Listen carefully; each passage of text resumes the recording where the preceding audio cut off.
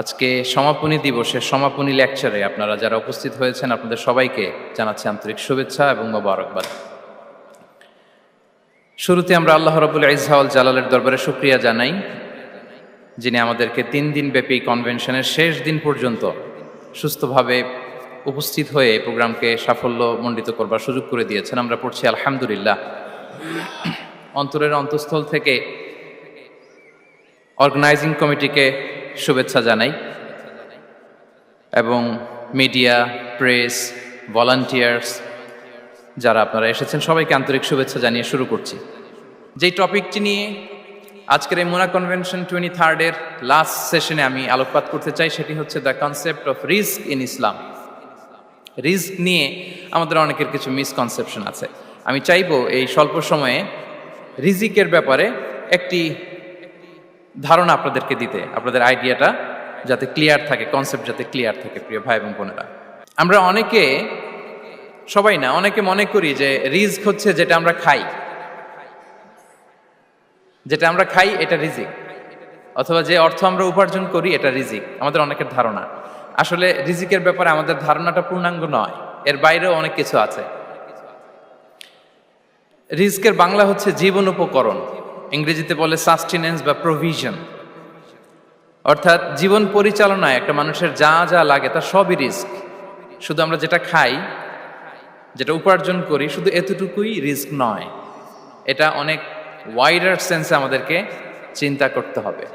আমরা আমাদের পুরো জীবন জুড়ে যা পাই, যা খাই, যা অর্জন করি, যেটা লাভে ধন্য হই, সবটাই রিস্ক।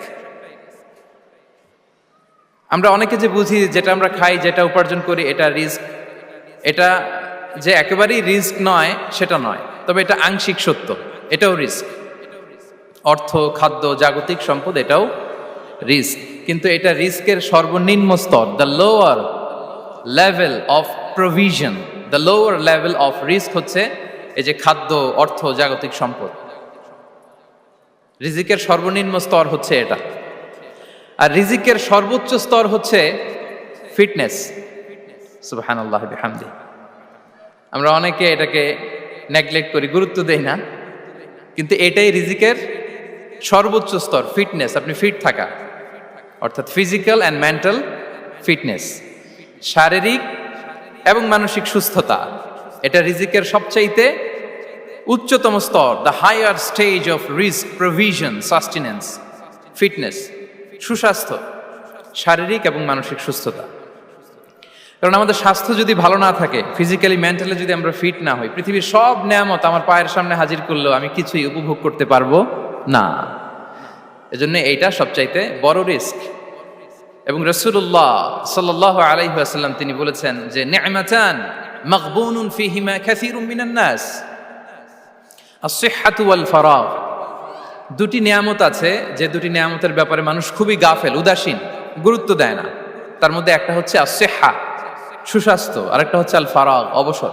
আমরা যখন খুব ব্যস্ত হয়ে পড়ি, নাভিশ্বাস, সময় নাই, খুবই রাশিং, তখন বুঝি যে অবসরের কত দাম। আবার আমরা যখন ফিজিক্যালি উইক হয়ে পড়ি, অসুস্থ হয়ে যাই, তখন বুঝি সুস্বাস্থ্যের কত দাম। তো রিজিকের সর্বনিম্ন স্তর হচ্ছে, প্রিয় ভাই এবং বোনেরা, খাদ্য, টাকা পয়সা, জাগতিক সম্পদ, এগুলা। আর রিজিকের সর্বোচ্চ স্তর হচ্ছে fitness, physical and mental fitness. আর রিজিকের সর্বোত্তম স্তর হচ্ছে পুণ্যবান জীবন সঙ্গী এবং নেককার সন্তান, ফায়াস ওয়াইফ অ্যান্ড চিলড্রেন। সুবহানাল্লাহ বিহামদি। একটু খেয়াল করে দেখেন যে আমার লাইফ পার্টনার, আমার জীবন সঙ্গিনী, সে যদি আল্লাহওয়ালা হয়, সে যদি ভালো হয়, আর আমার সন্তানটা যদি আল্লাহওয়ালা হয়, আমার ঘরটাই তো জান্নাত, ঠিক কিনা? তো এটা হচ্ছে রিজিকের সর্বোত্তম স্তর। জীবন সঙ্গিনী সে যদি নেককার হয়, আল্লাহওয়ালা হয়, মুতিয়া, কানিতা সে যদি হয়, আর আমার সন্তান, আমার চিলড্রেন, সেও যদি ফায়াস হয়, তাহলে আমার ঘরটাই হচ্ছে paradise, a piece of paradise in this দুনিয়া। সুবহানাল্লাহ। আমরা আম্মাজান খাদিজাতুল কুবরা আত-তাহিরা রাদিয়াল্লাহু তাআলা আনহা, ওনার কথা জানি যে বিষ্ণু ঈসা ইসলামের স্ত্রী আমাদের আম্মাজান রাসূলুল্লাহ সাল্লাল্লাহু আলাইহি ওয়াসাল্লামকে বড্ড ভালোবাসতেন, আগলে রাখতেন সবসময়, মেন্টালি সাপোর্ট দিতেন, ফিনান্সিয়ালিও সাপোর্ট দিতেন। বিষ্ণু ঈসা ইসলামকে আম্মাজান খাদিজা এতই ভালোবাসতেন, বিষ্ণু ঈসা ইসলাম বলতেন রুজিকতু হুব্বাহা, আমি খাদিজার ভালোবাসাকে রিজিক হিসেবে পেয়েছি। সুবহানাল্লাহ। রাসূল সাল্লাল্লাহু আলাইহি ওয়াসাল্লাম এই শব্দটা ইউজ করেছেন, রিজিক, রুজিকতু হুব্বাহা। এবং তিনি দোয়া করার সময় বলতেন, আল্লাহ কিয়ামতের সে বিভীষিকাময় দিনে, যেদিন বন্ধু বন্ধুকে চিনবে না, স্বামী স্ত্রীকে চিনবে না, বাবা সন্তানকে চিনবে না, পীর সাহেব মুরিদকে চিনবে না, নেতা কর্মীকে চিনবে না, ভাই বোনকে চিনবে না, সেই কঠিন মুহূর্তে আল্লাহ আমি আমার খাদিজাকে যেন ভুলে না যাই। রুজিকতু হুব্বাহা, খাদিজার প্রতি ভালোবাসা আল্লাহ তাআলা আমার হৃদয়ে রিজিক হিসেবে দিয়েছে। তাহলে রিজিকের সর্বোত্তম স্তর হচ্ছে পুণ্যবান স্ত্রী, নেককার সন্তান। আর রিজিকের পরিপূর্ণ স্তর হচ্ছে মহান আল্লাহ তাআলার সন্তুষ্টি। রিজকের পরিপূর্ণ স্তর যেটা, সেটা হচ্ছে রিদাল্লাহ, আল্লাহ তাআলার সন্তুষ্টি। আমার আল্লাহ যদি আমার উপর সন্তুষ্ট হয়ে যায়, আমাদের আর কিছু লাগে? আর কিছু লাগবে? এটাই তো আমাদের এক্সপেকটেশন, এটাই তো আমাদের কামনা বাসনা, এটাই আমাদের ইচ্ছা যে আমার আল্লাহ আমার উপর সন্তুষ্ট হবেন। এটা হচ্ছে পরিপূর্ণ স্তর রিজিকের। এটা যে পায় তার আর কিছু লাগে না। এবং এটা মানুষ নিশ্চিত হতে পারে যখন সে দুনিয়ার জীবনকে শেষ করে আলামুল বারজাখের দিকে যেতে শুরু করে।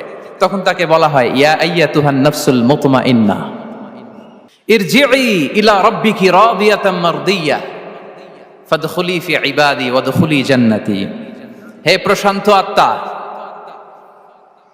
হে প্রশান্ত আত্মা, প্রবেশ করো, তোমার রবের দিকে চলে এসো, সন্তুষ্ট চিত্তে সন্তোষ ভাজন হয়ে আমার কাছে এসো, আমার জান্নাতে প্রবেশ করো। সুবহানাল্লাহি ওয়া বিহামদি।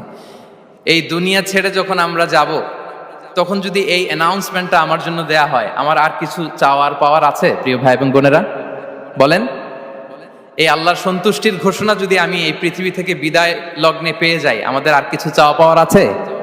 ইয়া আইয়াতুহান নাফসুল মুতমাইন্নাহ ইরজিই ইলা রাব্বিকি রাদিয়াতাম মারদিয়া। আমরা কিছুদিন আগে আমাদের সকলের প্রিয় আল্লামা দেলোয়ার হোসেন সাঈদী রাহিমাহুল্লাহ নওয়ারাল্লাহু মারকাদাহু ওয়া জাআলাল ফিরদাউসা মাসওয়াহু, ওনাকে আমরা হারিয়েছি। আমি যখন ওনার শোক বার্তা নিয়ে ফেসবুকে স্ট্যাটাস লিখি, কমেন্টে আমি এই আয়াতটা লিখেছিলাম, আমি খুঁজে পাচ্ছি না যে আমি কি দিয়ে এটার উপমা দিব, কি দিয়ে ওনার বিদায়ের উপমা আমি জানাবো। আমি খুঁজে পাচ্ছিলাম না কোনো আয়াত, তখন এই আয়াতটা লিখে আমি উপমা দিয়েছি। আল্লাহু আকবার। গোটা বিশ্বের মানুষ কেঁদেছে, গোটা বিশ্বের মানুষ গায়েবানা জানাজা পড়েছে, গোটা বিশ্বের মানুষ ওনাকে অশ্রুসিক্ত বিদায় দিয়েছে। From north to the south, from east to the west, the entire globe, মিন মাশারিকিল আরদি ইলা মাগারিবিহা, অশ্রুসিক্ত বিদায় তিনি পেয়েছেন। এটাই আল্লাহ তাআলার সন্তুষ্টির একটা জলজ্যান্ত নমুনা। জোরে বলেন ঠিক কিনা? এর চেয়ে জলজ্যান্ত নমুনা আমার জীবদ্দশা আমি দেখিনি। এত মানুষের কান্না, কাবার গিলাফ ধরে কান্না, এভাবে ভালোবাসা প্রকাশ করা, এভাবে তার প্রতি তার জন্য অশ্রুসিক্ত দোয়া করা, কান্না জড়িত দোয়া, এটাই প্রমাণ করে যে আল্লাহ তাআলা ওনার উপর সন্তুষ্ট হয়ে গিয়েছেন। ওনার আর কি চাই?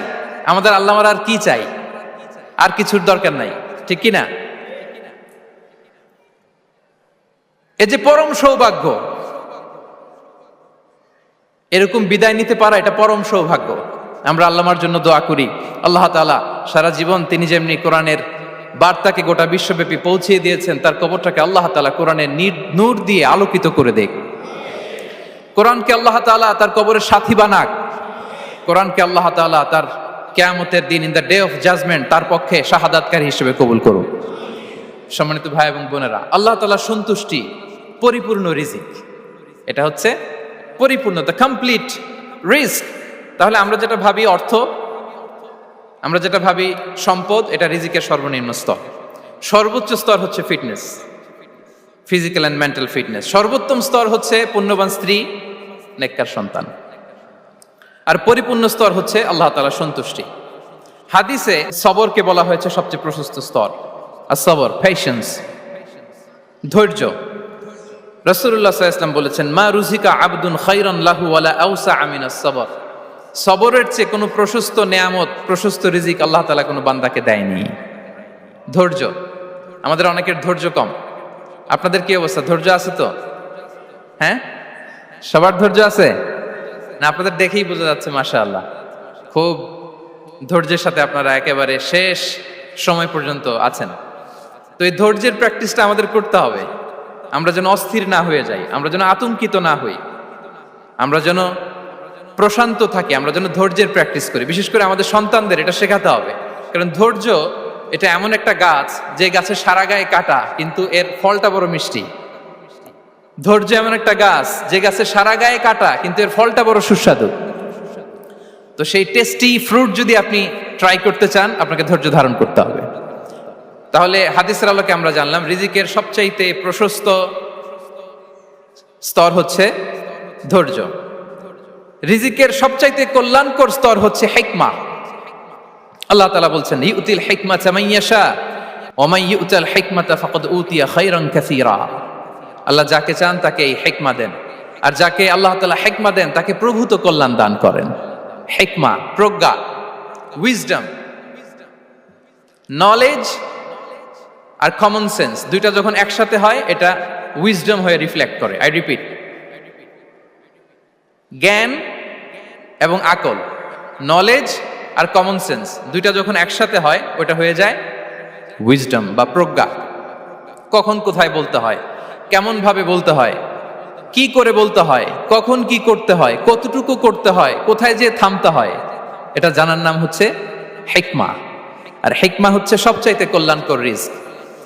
সম্মানিত সুধী, এটা হচ্ছে আমার introductory discussion. The concept of রিস্কের ব্যাপারে এখন মোটামুটি আমাদের একটা আইডিয়া ক্লিয়ার হয়েছে না?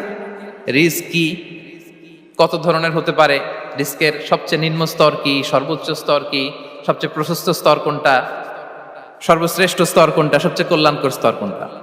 এ পর্যায়ে আমরা জানবো যে এই রিজিকের বন্দোবস্ত কে করেন।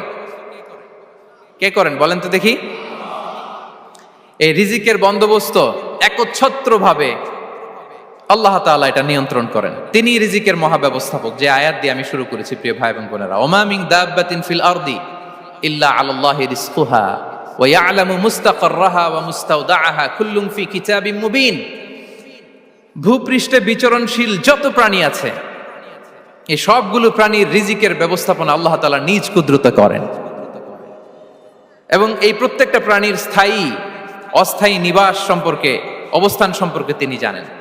এখানে যদিও ফিল আরদি বলা হয়েছে, বস্তুত জলে, স্থলে, বায়ুমণ্ডলে যত লিভিং ক্রিয়েচার আছে সব লিভিং ক্রিয়েচারের রিজিকের বন্দোবস্ত করেন কে? এজন্য তিনি হচ্ছেন রাজ্জাক। তিনি ওনার একটা নাম দিয়েছেন যে আমি হচ্ছি আর রাজ্জাক, ইন্নাল্লাহা হুয়ার রাজ্জাকু যুল কুওয়াতিল মাতিন। নিশ্চয় আল্লাহ তাআলা তিনি হচ্ছেন আর রাজ্জাক, তিনি রিজিকের ব্যবস্থাপক। যে কেউ রাজ্জাক হতে পারে না, চাইলে রাজ্জাক হওয়া যায় না। রাজ্জাক একজন, তিনি কে? আল্লাহ। রিজিকের রেসপন্সিবিলিটি আল্লাহ, রিজিক নিয়ে চিন্তা আল্লাহর। তো আল্লাহর চিন্তা আমি করলে হবে? বলেন, যেটার দায়িত্ব আল্লাহ, যে রেসপন্সিবিলিটি আল্লাহর, ওই রেসপন্সিবিলিটি আমি নিলে হবে? হবে না। তাহলে আল্লাহ তাআলা নিজেকে আর রাজ্জাক বলে কোরআনে আমাদের সামনে উপস্থাপন করেছেন। রাজ্জাকের তিনটা বৈশিষ্ট্য আছে। যেই সত্তার মধ্যে তিনটা বৈশিষ্ট্য খুঁজে পাওয়া যায় তিনি হচ্ছেন আর রাজ্জাক, দ্য প্রোভাইডার, দ্য সাস্টেইনার। আর রাজ্জাক কোন সেই তিন গুণ? এক নম্বর গুণ হচ্ছে নো ডেফিসিয়েন্সি, তার কোনো অভাব থাকবে না। হু continuously provide sustenance to his creatures, যে লাগাতার নিয়মিত প্রতিনিয়ত তার সৃষ্টিকে রিজিক দেন এবং গোটা বিশ্বকে রিজিক সরবরাহ করতে যে তার ধনভাণ্ডারের 1 ইঞ্চিও কমে না। সুবহানাল্লাহ বিহামদি।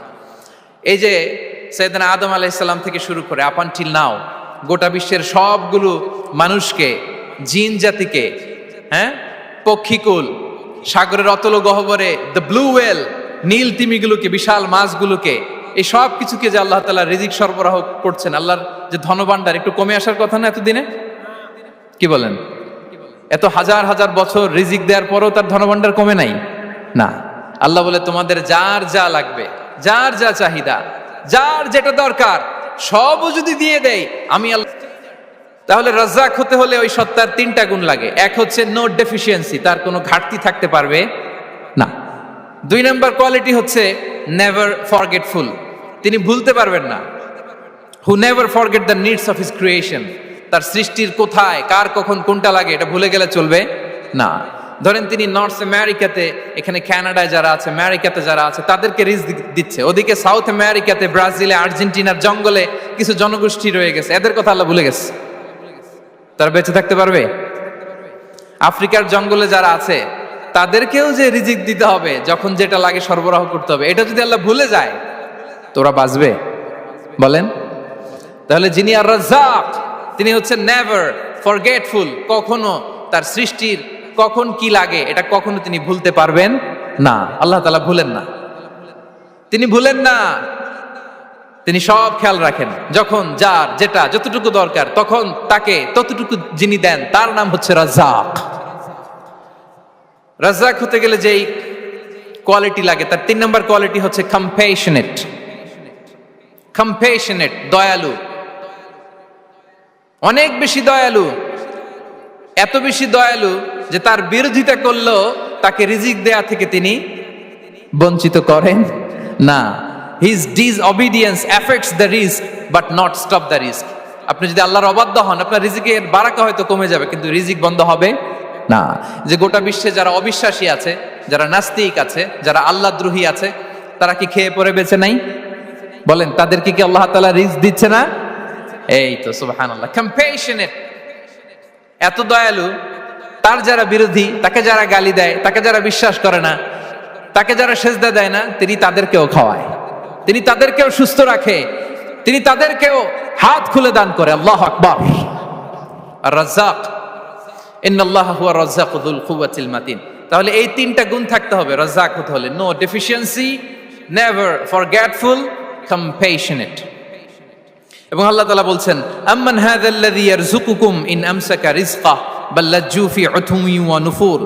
সূরাতুল মুলক আল্লাহ বলেছেন যে তিনি যদি রিজক বন্ধ করে দেয় তাহলে এই রিজক তোমাদেরকে কে দিবে? আছে কেউ দেয়ার? সূরা মুলকের শেষ আয়াতে আল্লাহ বলেছেন যে তোমরা যে সুমিষ্ট পানি খেয়ে বেঁচে আছো, এটা যদি একেবারে জমিনের অতল গহ্বরে আমি নিয়ে যাই, কে এনে দিবে তোমাদেরকে পানি? কে এনে দিবে সুমিষ্ট পানি? এজন্য বিষ্ণু ঈসা ইসলাম পানি খেয়েই তিনি পড়তেন, আলহামদুলিল্লাহিল্লাযী জাআলা হাযাল মাআ আযবান ফুরাতান বিরাহমাতিহি ওয়া লাম ইয়াজআলহু মিলহান উজাজান লিযুনুবিনা। পানি খেয়েই তিনি বলতেন প্রশংসা আল্লাহর, যে আল্লাহ তার অসীম দয়ায় এই পানিকে সুমিষ্ট করেছেন, আমাদের পাপের কারণে এই পানিকে তিনি লবণাক্ত করে দেন নাই। সুবহানাল্লাহ। ইন্নাল্লাহা হুয়া রাজ্জাকু যুল কুওয়াতিল মাতিন। তিনি হচ্ছেন রাজ্জাক। এজন্য সম্মানিত ভাইরা, রিজিক নিয়ে আজকে থেকে টেনশন বন্ধ করে দিতে হবে। আমাদের কাজ হচ্ছে চেষ্টা করে যাওয়া, প্রাণান্তকর প্রচেষ্টা করা, আমাদের রোলটা আমরা প্লে করব, কিন্তু রিজিকের ফয়সালা করবে একজন, তিনি কে? ইন্নাল্লাহা হুয়া রাজ্জাকু যুল কুওয়াতিল মাতিন। এটা নিয়ে চিন্তিত হওয়ার কিছু নাই প্রিয় ভাই এবং বোনেরা। আমরা আমাদের মায়ের পেটে থাকতেই এটা ফিক্স হয়ে গিয়েছে। আমরা যখন মায়ের পেটে ছিলাম, ইন্না আহাদাকুম ইজমাউ খালকুহু ফি বাতনি উম্মিহি 40 ইয়াওমান সুম্মা ইয়াকুনু আলাকাতান মিসলা যালিক সুম্মা ইয়াকুনু মুদগাতান মিসলা যালিক। আমরা যখন মায়ের পেটে ছিলাম 40 দিনে আমরা নুতফা স্টেজে ছিলাম, 40 দিন আমরা আলাকা স্টেজে ছিলাম। আমার মায়ের জরায়ুর দেয়ালে আমি লেপ্টে ছিলাম। 40 দিন আমরা ছিলাম এ ভেরি লিটল ফ্ল্যাশ, একটা ছোট্ট গোশতের টুকরা। এরপর আল্লাহ তাআলা ফায়ুরসালু ইলাইহিল মালাক, মায়ের পেটে একজন ফেরেশতা পাঠালেন। ফায়ানফুখু ফিহির রূহ, he breathed into him the spirit, তিনি রূহের ফুৎকার দিলেন। ওয়া ইউমারু বিআরবা'i কালিমাত, 4টা জিনিস তখন লিখে দেয়া হলো। বিকাতবি রিজকিহি ওয়া আজালিহি ওয়া আমালিহি ওয়া শাকিয়ুন আও সাঈদ, তার রিজিক কি হবে লিখে দেয়া হয়েছে মায়ের পেটে যখন ছিলাম। আপনারা তো এখন চিন্তা করতেছেন, চিন্তিত, কিন্তু মায়ের পেটে থাকতে আল্লাহ তাআলা এই রিজিককে ফিক্স করে দিয়েছেন। সুবহানাল্লাহি বিহামদি। এবং যে রিজিক আমি আমার মায়ের পেটে থাকতেই আল্লাহ তাআলা লিখে দিয়েছেন, সেই রিজিক ভোগ না করে আমি কোনোদিন মরবো না। বিষ্ণু ইসলাম আমাদেরকে জানিয়েছেন, তোমার জন্য যে রিজিকের বন্দোবস্ত, যেই অ্যালটমেন্ট আছে, সেটা ভোগ না করে, উপভোগ না করে তুমি মরবে না। এবং সেটা আপনি উপভোগ করবেন, আপনার কাছেই আসবে। ধরুন আপনারা যে ফল আমেরিকাতে খান, এটা কি আমেরিকায় চাষ হয় ফল, নাকি কানাডা মেক্সিকো থেকে আসে? কোত্থেকে আসে? কোত্থেকে?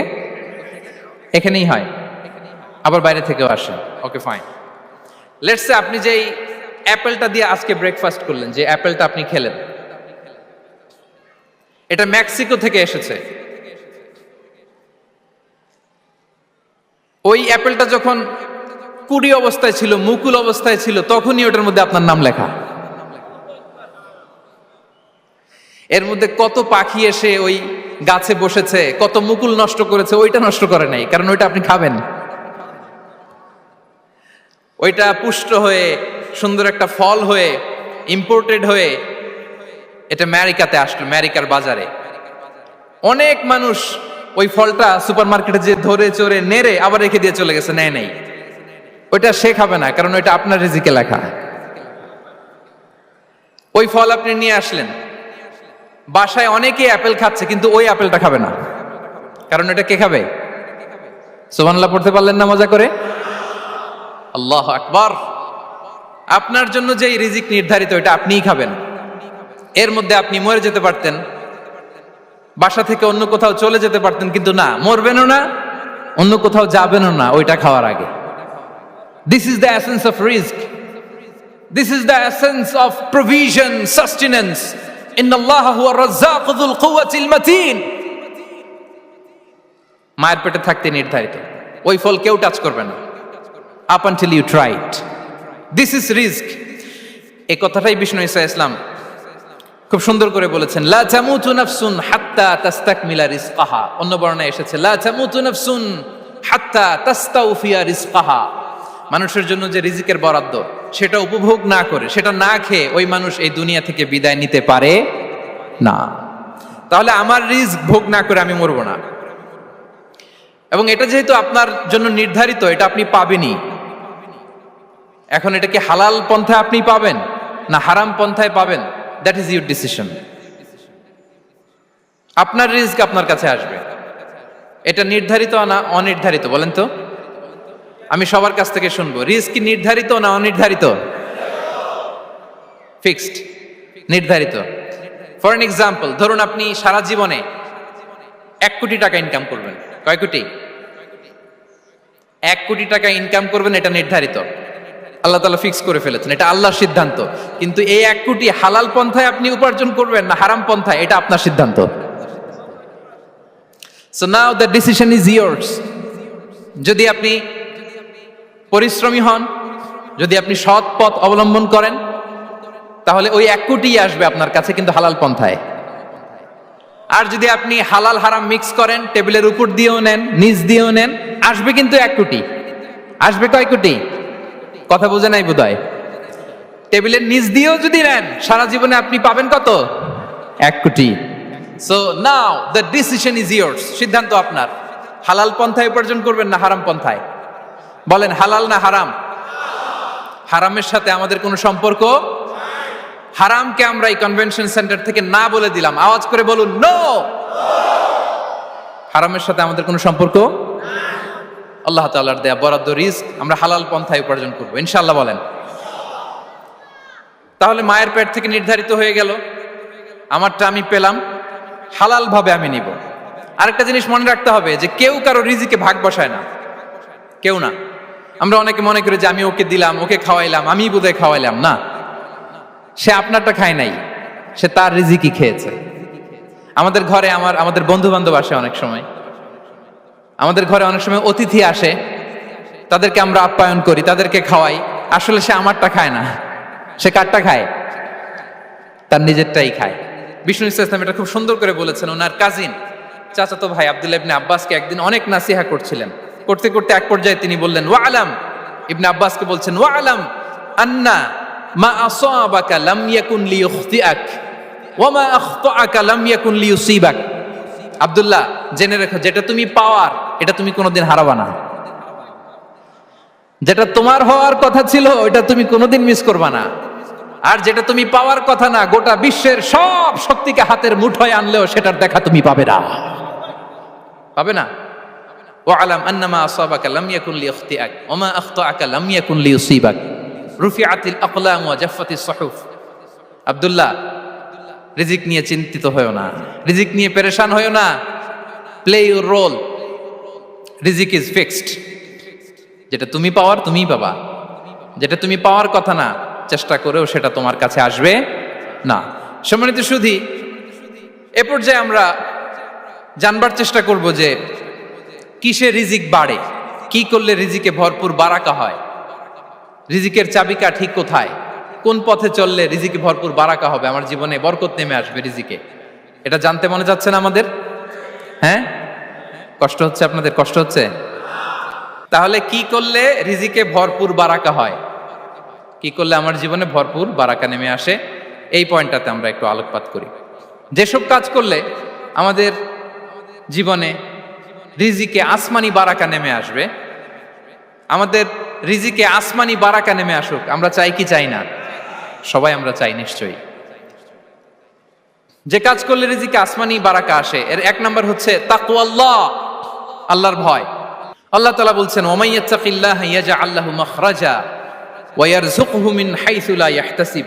যে আল্লাহকে ভয় করে, যে আল্লাহ সচেতন, আল্লাহ তাকে মাখরাজ, মাখরাজ মানে কি জানেন? ওই যে এক্সিট লেখা না এদিকে, এই এক্সিটকে আরবিতে বলে মাখরাজ, মানে কোথাও আটকাবেন না, বের হওয়ার রাস্তা আছে, কোথাও আটকাবেন না, বের হওয়ার রাস্তা আল্লাহ তাআলা অ্যারেঞ্জ করে দিবেন। You will have the way out from crisis. ক্রাইসিসে পড়লে, সংকট মোমেন্টে আল্লাহ তাআলা ওখান থেকে এক্সিটের ব্যবস্থা আপনাকে করে দিবেন। ওয়া ইয়ারযুকহু মিন হাইসু লা ইয়াহতাসিব, এমন জায়গা থেকে আল্লাহ তাআলা রিজিকের ব্যবস্থা করবেন যে সে কল্পনাও করে নাই।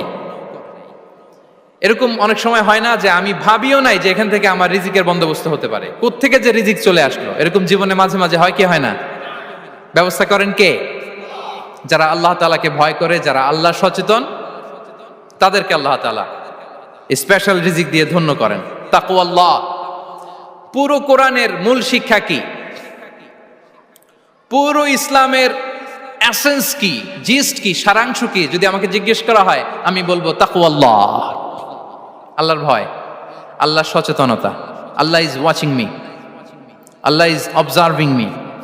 আল্লাহ তাআলা আমায় দেখছেন, আমি যাই করি না কেন, দরজা বন্ধ করে, জানালা বন্ধ করে, সব বন্ধ করেও যদি করি, পৃথিবীর সবার চোখ ফাঁকি দেয়া গেল, আল্লাহর চোখ ফাঁকি দেয়া যায়?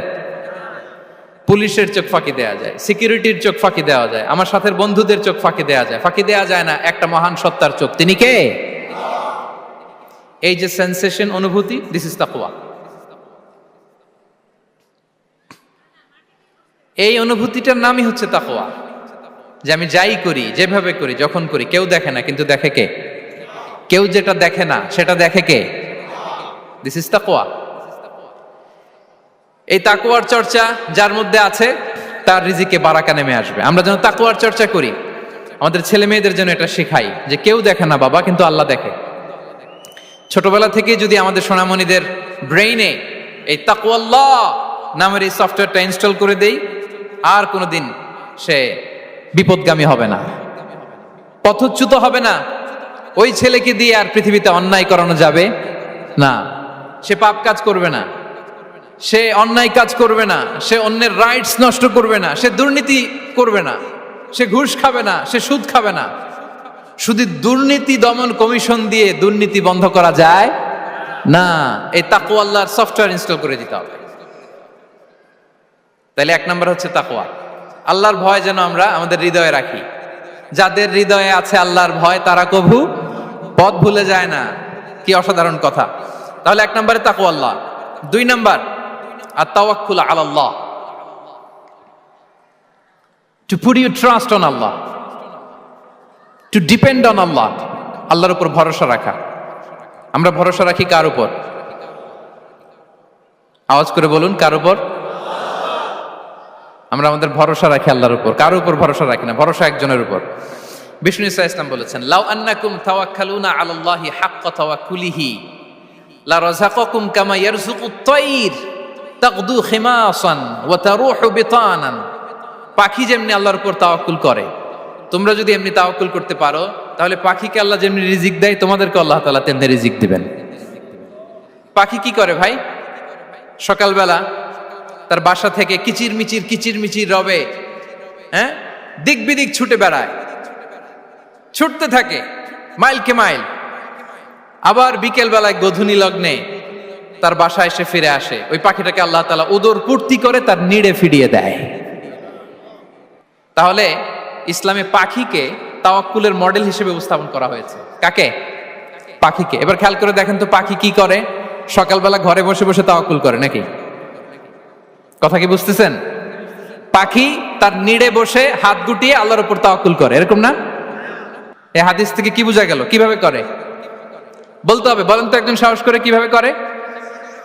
বের হয়ে যায়, রিজিকের সন্ধানে সে বের হয়ে যায়, দিক বিদিক ছুটে বেড়ায়, বিকেল বেলা ওদর ফুর্তি করে আল্লাহ তাআলা পাখিটাকে নিড়ে ফিরিয়ে দেয়।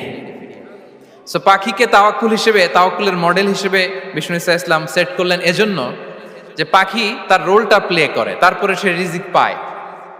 এটা হচ্ছে রিজিকের এসেন্স, যে আমাদের রোলটা আমাদের প্লে করতে হবে, আমাদেরকে আমাদের চেষ্টাটুকুন করতে হবে, তারপরে আল্লাহ তাআলার উপর আমরা ভরসা করব। ইসলামে তাওয়াক্কুল is always at the second stage.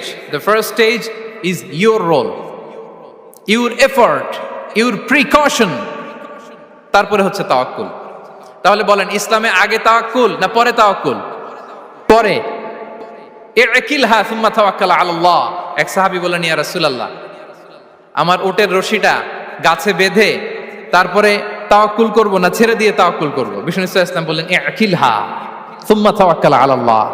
আগে গাছের মধ্যে রশি দিয়ে টাইট করে বাঁধো, তারপরে তাওয়াক্কুল করো। সুবহানাল্লাহি বিহামদি। তাহলে এই রকম তাওয়াক্কুল যদি করা যায় পাখির মতো, আপনার রিজিকের কোনো অভাব হবে না। কিন্তু আমাদের সমস্যা যেটা, প্রিয় ভাই এবং বোনেরা, আমরা আমাদের অলসতা, অপারগতা, আমাদের কি বলবো হীনমন্যতা, আমাদের কর্মহীনতাকে তাওয়াক্কুল বানিয়ে নিয়েছি। বুঝতে পেরেছেন? আমরা আমাদের অলসতাকে বানিয়েছি কি? তাওয়াক্কুল। আমাদের কর্মহীনতাকে বানিয়েছি কি? তাওয়াক্কুল। আমরা কি করি? আমরা বলি আল্লাহর উপর ভরসা করলাম, নিজে কিছু না করে। কি বলে আমাদের বাংলা একটা কথা বলে, যা করে আল্লাহ। নিজের কোনো রোল প্লে নাই, নিজের কোনো প্রিকশন নাই, কোনো প্ল্যানিং নাই, কোনো পলিসি নাই, কোনো স্ট্র্যাটেজি নাই, বলে আল্লাহর উপর ভরসা করলাম, যা করে আল্লাহ। এরকম বলে না? এই যে যা করে আল্লাহ বলে যে তাওয়াক্কুল করলেন, এটা বিষ্ণু ইসা ইসলামের শিখানো পন্থায় তাওয়াক্কুল হয়েছে? কথা বলেন, হয়েছে? বিষ্ণু ইসা ইসলাম তো অপারগতা, দারিদ্রতা, অলসতা, অকর্মণ্যতা থেকে আল্লাহর কাছে পানাহ চেয়েছেন। তা আপনি এটা কি তাওয়াক্কুল করলেন? এটা তাওয়াক্কুল হয়নি। তাওয়াক্কুলের একটা সুন্দর পিকচার আমি আপনাদের সামনে এখন উপস্থাপন করব, আপনারা যদি একটু মনোযোগী হন। মনোযোগ আছে তো সবার? তাওয়াক্কুল কিভাবে করতে হয় আমরা একটু বিষ্ণু ইসা ইসলামের বায়োগ্রাফি থেকে দেখি। রাসূল সাল্লাল্লাহু আলাইহি ওয়াসাল্লামের হিজরতের ঘটনাটা আমি 1 মিনিটে একটু আপনাদেরকে সংক্ষেপে শোনাই, যে তাওয়াক্কুল কিভাবে তিনি করেন। ইসলামে তাওয়াক্কুল হচ্ছে কর্ম শেষে ফলাফলের জন্য আল্লাহর উপর নির্ভর করা। কারণ আমি কাজ করলাম, ফলাফল পজিটিভও হইতে পারে, নেগেটিভও হইতে পারে, ওটা নির্ধারণ করবে কে? ফয়সালা দেয় কে? তাহলে আমরা দেখি যে বিষ্ণু ইসা ইসলাম তিনি কিভাবে তাওয়াক্কুল করেছেন। যেদিন তিনি হিজরত করবেন, রাসূল সাল্লাল্লাহু আলাইহি ওয়াসাল্লামকে অনুমতি দেয়া হলো, সেদিন হিজরতের অনুমতি যে তিনি পেয়েছেন, মাইগ্রেশনের অনুমতি যে তিনি পেয়েছেন, এটা জানানোর জন্য তিনি আবু বকরের ঘরে চলে গেলেন দুপুরবেলা। কখন? প্রশ্নের উত্তর দিতে হবে, কখন? ফি ওয়াক্তি যাহিরা, দুপুরে। রাসূল সাল্লাল্লাহু আলাইহি ওয়াসাল্লাম দুপুরে বেরোতেন না। শুধু রাসূল সাল্লাল্লাহু আলাইহি ওয়াসাল্লামই না, আরবের লোকেরা দুপুরে বের হতো না, কারণ ওইটাকে বলা হতো ওয়াক্তুল কাইলুলা। আমরা পাওয়ার ন্যাপ নেই না, এই পাওয়ার ন্যাপের টাইম ছিল তখন। বাইরে প্রচন্ড রোদ, কেউ বেরোতো না, বিষ্ণু ইসা ইসলাম বেরোতেন না। দেখেন বিষ্ণু ইসা ইসলাম ওনার চিরাচরিত অভ্যাসকে, হ্যাবিটকে ব্রেক করে দুপুরে বেরোলেন।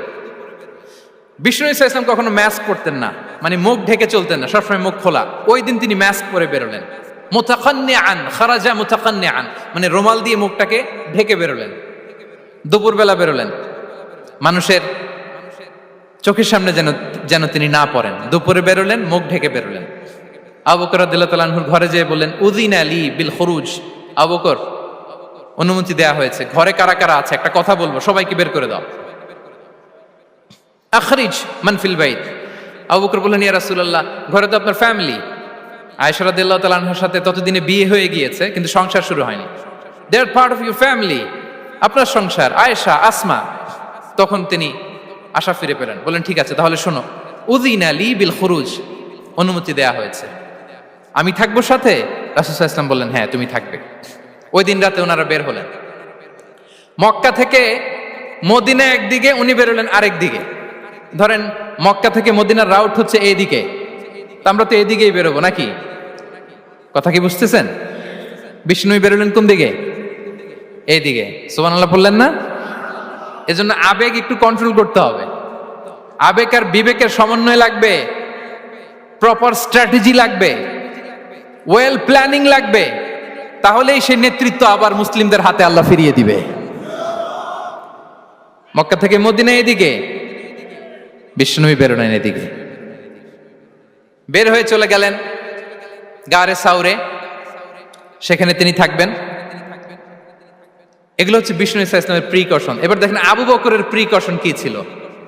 আবু বকর রাদিয়াল্লাহু প্ল্যান করলেন, বিশ্বনবী যেহেতু 3 দিন এই গারে সাউরে থাকতে চান, রাত্রিবেলা বের হয়ে তো ওনার অবস্থান শুরু করলেন, তাহলে 3 দিন মক্কায় আমাদের ব্যাপারে কি বলে, কে কি বলে, এটা আমাদের জানার দরকার আছে না নাই?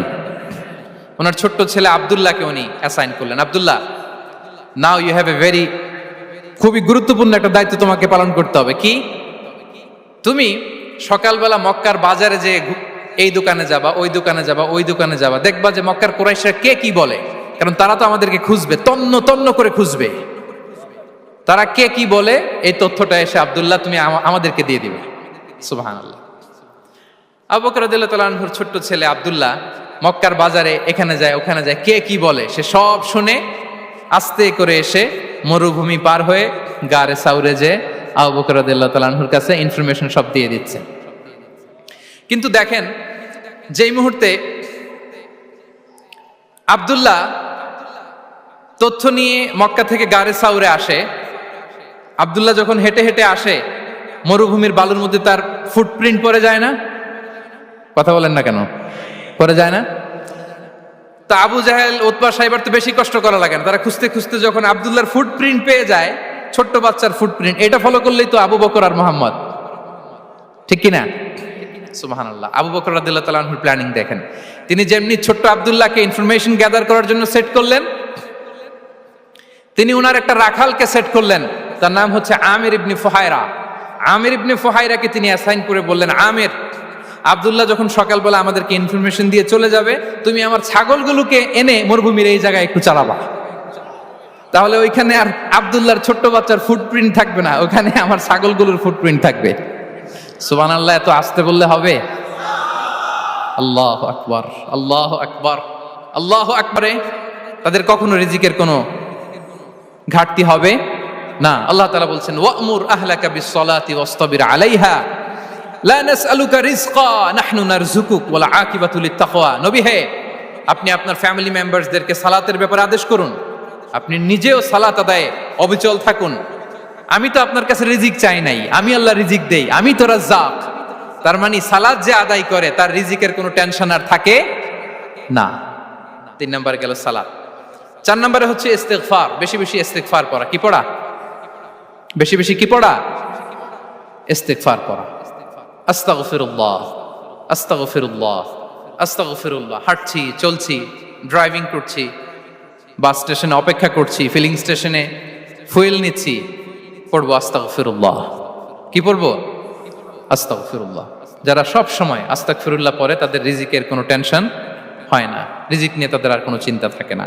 আল্লাহ নবী নূহ আলাইহিস সালাম, যিনি ওনার জাতিগোষ্ঠীকে বলেছিলেন, ফাকুলতু আস্তাগফিরু রাব্বাকুম ইন্নাহু কানা গাফফারা, তোমরা বেশি বেশি ইস্তিগফার পড়ো, তিনি ক্ষমাশীল। ইস্তিগফার পড়লে কি হবে? ইউরসিলিস সামাআ আলাইকুম মিদরারা, রহমতের বৃষ্টি বর্ষণ হবে, তোমাদের জমিগুলো উর্বর হবে। ওয়া ইউমদিদুকুম বিআমওয়ালি ওয়া বানিন, আল্লাহ তাআলা তোমাদেরকে সম্পদে বারাকা দিবেন, সন্তানে বারাকা দিবেন। ওয়া ইয়াজআল লাকুম জান্নাতিন ওয়া ইয়াজআল লাকুম আনহারা, তোমাদের ফসল ক্ষেতগুলো সবুজ শ্যামল হয়ে ভরপুর হবে, তোমাদের রিজিকে বারাকা নেমে আসবে। তাহলে আমরা যেন বেশি বেশি ইস্তিগফার করি।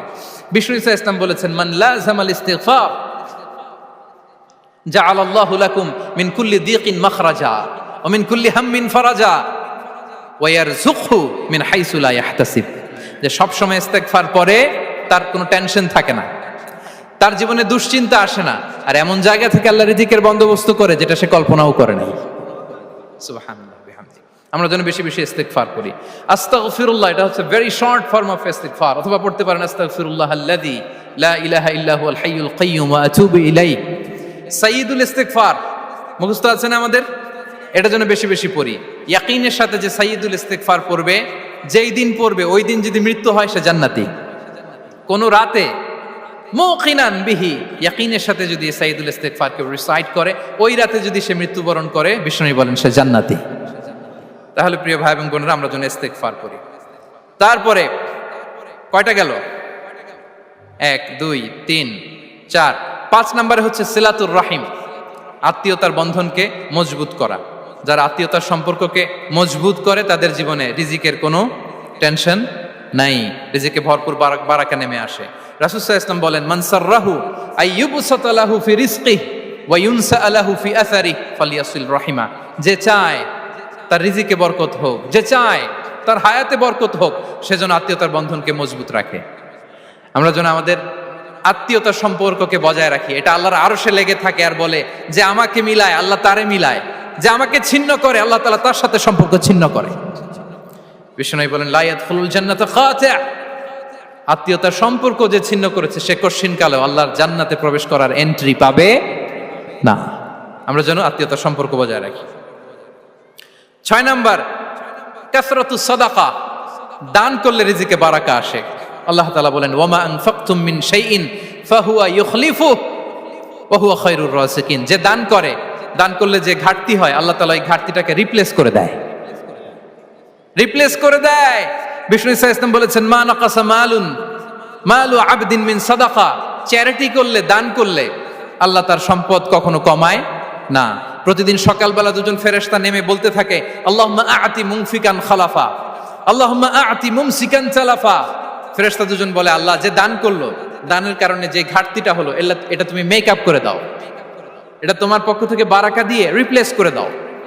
আর যে ধরে রাখলো, কৃপণতা করলো, ওর সম্পদকে আল্লাহ তুমি ধ্বংস করে দাও। ওয়াল ইয়াযু বিল্লাহ। আমরা যেন দান করি। এরপরে বিষ্ণু সাল্লাল্লাহু আলাইহি ওয়াসাল্লাম বলেছেন, বেশি বেশি হজ উমরা করলে, বেশি বেশি যদি কারো সাধ্য থাকে, ফিনান্সিয়াল ক্যাপাসিটি থাকে, বেশি বেশি হজ উমরা করলে তার রিজিকে বারাকা নেমে আসে। সব শেষে হচ্ছে দোয়া করা, রিজিক বৃদ্ধির কি করা? দোয়া করা। বিষ্ণু সাল্লাল্লাহু আলাইহি ওয়াসাল্লাম নিজেও দোয়া করতেন। উম্মে সালামা রাদিয়াল্লাহু তাআলা আনহা, আমাদের আম্মা জান, তিনি বর্ণনা করেন, রাসূল সাল্লাল্লাহু আলাইহি ওয়াসাল্লাম ফজরের সালাতের পরে সালাম ফিরিয়ে তিনি পড়তেন, আল্লাহুম্মা ইন্নী আসআলুকা ইলমান নাফিআ ওয়া রিজকান তাইয়্যিবা ওয়া আমালান মুতাকাব্বালা। আই রিপিট, আল্লাহুম্মা ইন্নী আসআলুকা ইলমান নাফিআ ওয়া রিজকান তাইয়্যিবা ওয়া আমালান মুতাকাব্বালা। প্রত্যেকদিন ফজরের সালাতের পরেই বিষ্ণু সাল্লাল্লাহু আলাইহি ওয়াসাল্লাম এই দোয়াটা পড়তেন, আল্লাহ তোমার কাছে আমি উপকারী জ্ঞান চাই, আল্লাহ তোমার কাছে আমি পবিত্র রিজিক চাই, আল্লাহ তোমার কাছে আমি কবুলযোগ্য আমল চাই, আমার আমলগুলো যেন কবুল হয়। এই দোয়াটা করতেন। এই দোয়াটা পড়বেন তো সবাই। বিষ্ণু সাল্লাল্লাহু আলাইহি ওয়াসাল্লাম নিজে পড়তেন সকালবেলা, একেবারে দিনের শুরুতেই রিজিকের বরকতের জন্য দোয়া করে তিনি ওনার ডে স্টার্ট করতেন। কোরআনে অনেক আয়াতে রিজিকের জন্য দোয়ার ব্যাপারে পাওয়া যায়, আমরা সেদিকে যাব না। সাইয়েদনা ঈসা আলাইহিস সালাম তিনি বলেছেন, আল্লাহ আকাশ থেকে মায়েদা পাঠান। ওই আয়াতের শেষে বলেছেন, ওয়ারযুকনা ওয়া আনতা খায়রুর রাযিকিন, আল্লাহ আপনি আমাদেরকে রিজিক দিয়ে ধন্য করুন, আপনিই তো রিজিক দাতা। আল্লাহ নবী ইব্রাহিম আলাইহিস সালাম তিনি দোয়া করেছেন, রব্বি জাআল হাযা বালাদান আমিনা ওয়ারযুক আহলাহু মিনাস সামারাত, আল্লাহ এই জনপদকে, মক্কাকে আপনি পবিত্র নগরী, এই নগরীকে আপনি নিরাপদ নগরী করুন, আর এই নগরীর অধিবাসীদেরকে আপনি ফলমূল দিয়ে রিজিক দান করুন। তাহলে নবীরা তারা স্বয়ং রিজিকের দোয়া করেছেন। আমরা যেন রিজিক প্রাপ্তির জন্য, রিজিকে বারাকার জন্য আল্লাহ তাআলার কাছে দোয়া করি। আরবরা একটা চমৎকার কথা বলে, আর রিজকু লিমান সাআ লাইসা লিমান দাআ ফাকাত, মানে রিজিক শুধু যারা দোয়া করে তাদের জন্য নয়, দোয়ার সাথে সাথে যারা চেষ্টা করে তাদের জন্য। সুবহানাল্লাহ পড়েন। দোয়ার সাথে দাওয়ার দরকার আছে না নাই?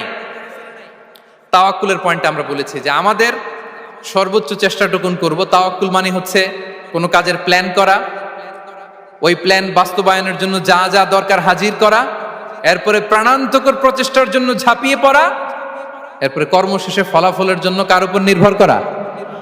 আল্লাহর উপর নির্ভর করা। সো আমাদের রোলটা যেন আমরা প্লে করি। জমিনকে আল্লাহ প্রশস্ত করে দিয়েছেন, আল্লাহ বলেছেন ওয়া কুলু মির রিজকি, জমিনকে প্রশস্ত করেছি, এর পরতে পরতে ঘুরো, খোঁজো, চেষ্টা করো তোমার রিজিক তুমি নাও। ইসলাম আমাদেরকে কর্মমুখী হতে শেখায়। আমি আমার বিভিন্ন আলোচনায় বলি যে ইসলাম কতটা কর্মমুখী ধর্ম। একটা ছোট্ট হাদিস দিয়ে শেষ করি। রাসূল সাল্লাল্লাহু আলাইহি ওয়াসাল্লাম বলেছেন, ইন কামাতিস সাআতু ওয়া ফি ইয়াদি আহাদিকুম ফাসিলা। রাসূল সাল্লাল্লাহু আলাইহি ওয়াসাল্লাম বলেন যে যদি কেউ দেখে কিয়ামত শুরু হয়ে গিয়েছে আর তার হাতে একটা চারা গাছ, কি গাছ? আর ওদিকে কি শুরু হয়েছে? বিষ্ণু ইসা ইসলাম বলেন, যদি তার সুযোগ থাকে কিয়ামত শুরু হওয়ার আগেই যেন চারা গাছটা সে রোপণ করে দেয়।